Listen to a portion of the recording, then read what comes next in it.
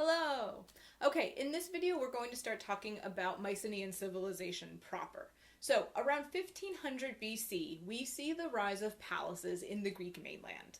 And so you can probably already guess that this is almost certainly a system of administration that was picked up from the Minoans, and it's very similar in nature, as we will see.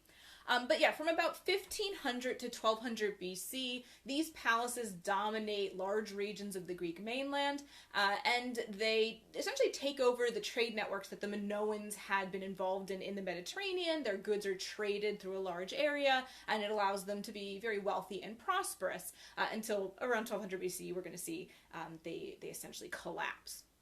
Now, one of the advantages we have when talking about the Mycenaean world is that they too had their own language, the Mycenaean language, and they had writing. So their writing system is known as Linear B. We have translated Linear B. We can read that. And so there are hundreds and hundreds of tablets that have been found at Mycenaean sites, which we have been able to read. Now, they're not really exciting texts. It's a lot of lists. It's a lot of tributes being recorded or things that are going to be traded or offered for sacrifice. It's a lot of that. There's no stories or poems or anything like that.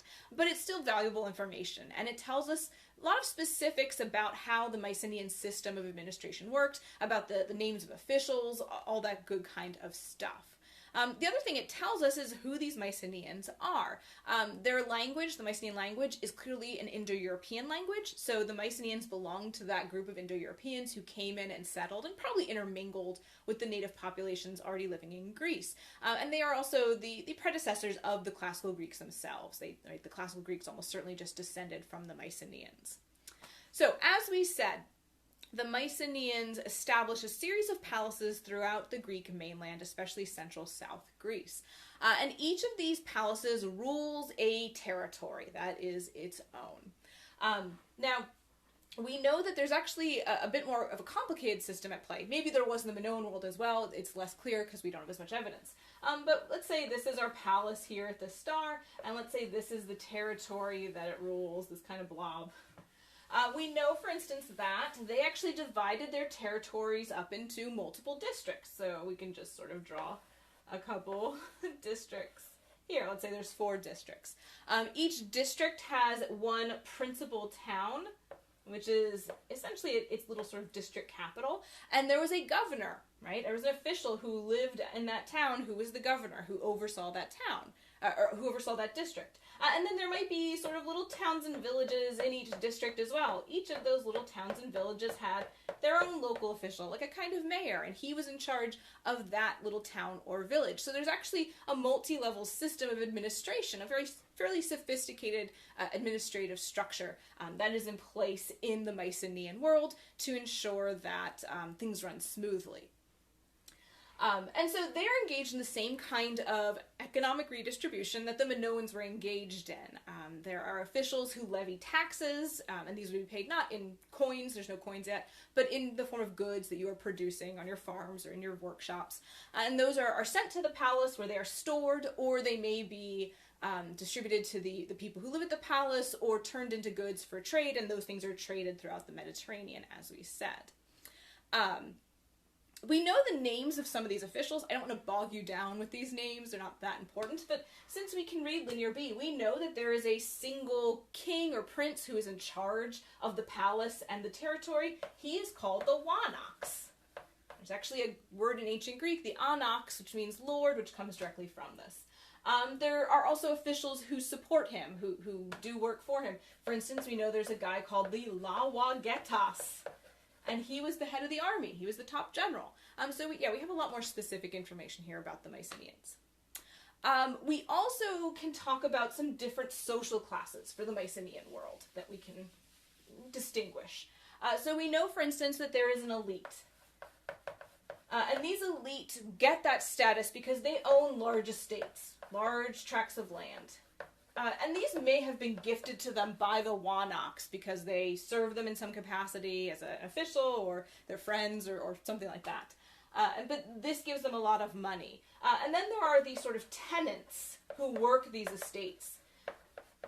And they have to live there and work the estates of the elite and give them so much of their crops and their produce. And so they're probably fairly poor, essentially serfs on these estates. The commoner class, though, what in the records is called the damos, which will eventually turn into the ancient Greek word demos, they're sort of the commoner people. They seem to own their own land.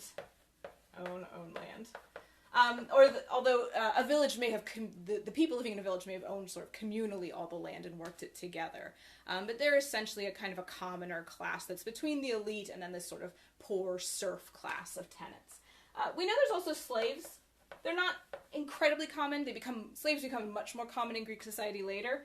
These slaves are largely prisoners of war. We don't, however, know a lot about their status, their rights, what work they were expected to do, or anything like that. But we know that they existed. They are mentioned in the records. Okay, so there are a number of these principalities, each run by its own palace. Mycenae, Pylos, Athens is in the mix there. There's a bunch of them throughout mainland Greece. We don't know exactly what the relationship between them was like, however. There have been a couple models suggested. Some people assume they're just autonomous. Each one rules itself. Others suggest that they're maybe only semi-independent. Maybe one of them is seen as the leader of the others. In that case, Mycenae is often seen as a good candidate for the lead city. But we're just not sure. That the records don't attest to that. Another thing that we can say about the Mycenaeans is that, whereas the Minoans seem to be not that interested in warfare, the Mycenaeans love warfare, right? So, for one thing, almost certainly they're engaged in war.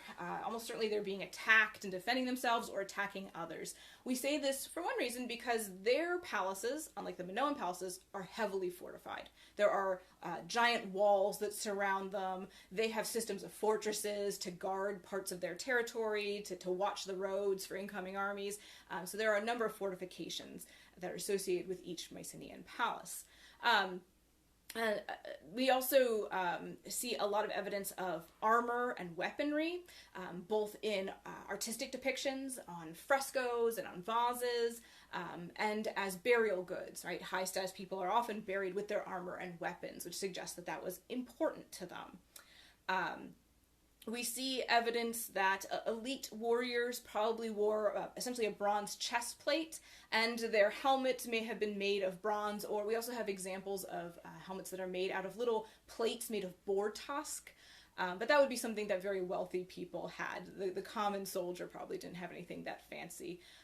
We also have evidence that they rode chariots. Probably not in battle. They're probably not like driving the chariot through the battlefield. They probably just drove it up to the battlefield and then got off, but it's another status symbol. But beyond that, we can't say a lot. We don't know about any specific battles. We don't know about their formations or their battle strategies or anything like that. Just what we can sort of derive from their art and the goods that we've actually uncovered. Now, the collapse of the Mycenaean world begins around 1200 BC.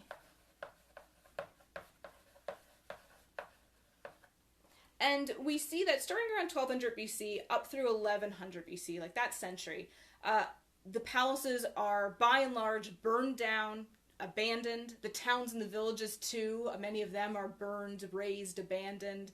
A lot of the people just disperse into the countryside, into smaller villages, and so this palace system just dies out. Now I'll mention that a little bit earlier than that, in the Eastern Mediterranean, there was also a lot of turmoil. The big power of the Eastern Mediterranean around that time was the Hittite Empire in Asia Minor. It essentially collapsed. It was overrun by the Assyrians further to the south. There were also a group of marauders known as the Sea Peoples, which was probably a sort of multi-ethnic group of raiders and marauders who went around harassing people around the Mediterranean. We know that they fought in Egypt very famously. We know that they were destroying towns in the Levant, in places like modern Syria and Jordan, and so forth. And so they were being very disruptive and destructive around that time as well. So we then get to the question of, okay, well, what causes this collapse of these palaces? Where did they go? Why were they destroyed? Who destroyed them? And the answer is no one's quite sure, and there's a lot of theories. So you will hear among the theories put forward that, one, maybe the Sea Peoples destroyed the Mycenaeans. Now this is not necessarily the best theory, because a lot of these Mycenaean towns are more inland, so how did they get there? And also there's a lot of Mycenaean trading posts and towns and palaces on some of the islands that were completely ignored and were not destroyed. So those seem like easy pickings for a bunch of pirates. Why not them? Another theory is that there was a group called the Dorians who came from the north and conquered some of the peoples and palaces in southern and central Greece. There is some evidence for this in the sort of the stories that the Greeks tell, and in the archaeological evidence as well. But again, some of the sites along the way were spared, so why didn't the Dorians conquer those? Natural disasters have been suggested. Maybe there was earthquakes. Maybe there was something like that. Maybe the kingdoms fought each other to extinction, but then you'd expect to see someone had won, but maybe they all just fought each other into extinction. Maybe some of these commoners and slaves, these tenants and serfs and slaves, had an uprising and overthrew the palaces. Maybe there was a drought. Maybe there was climate change. Maybe the collapse of their trading network, right? With so many people in the Eastern Mediterranean collapsing or being destroyed by raiders, maybe their trade network fell apart and then the palaces could no longer support themselves. I mean, that's a very long list. And the answer is probably a web of causes. Right? It's probably a couple of those things all happening at the same time. But the answer is not really perfectly clear at this point. Okay, so with all of that being said, we're going to stop this lecture. In our next lecture, we're going to talk about some of the material culture of the Mycenaeans. We'll look at their palaces, their art, their pottery, and things like that. All right, thanks for watching. Bye.